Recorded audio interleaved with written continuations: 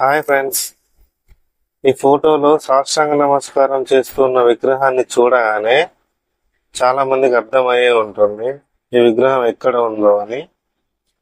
ఈ విగ్రహాన్ని చాలా మంది దేవుడు అనుకొని విగ్రహం మీద కుంకుమ మరియు పసుపు వేసి దండం పెట్టుకుంటూ ఉంటారు.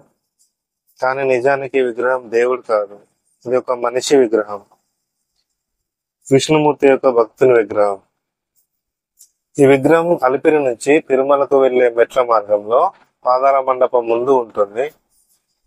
ఇది మాలదాసరి అనే ఒక గొప్ప భక్తుని విగ్రహం.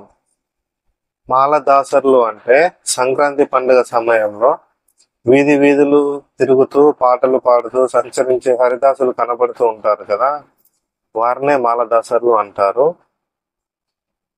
ఈ విగ్రహంలో ఉన్న మాలదాసరి తమిళనాడు రాష్ట్రంలో నివసించేవాడు.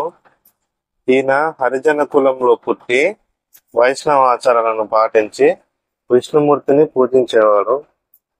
విష్ణుమూర్తికి చాలా గొప్ప భక్తుడు.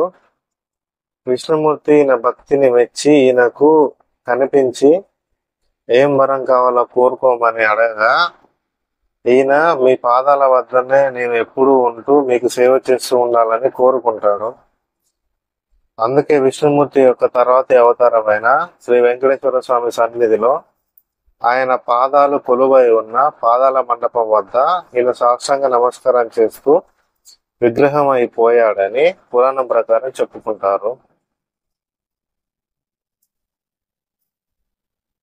ఇదే ఫ్రెండ్స్, నాకు తెలిసిన ఈ విగ్రహం గురించి.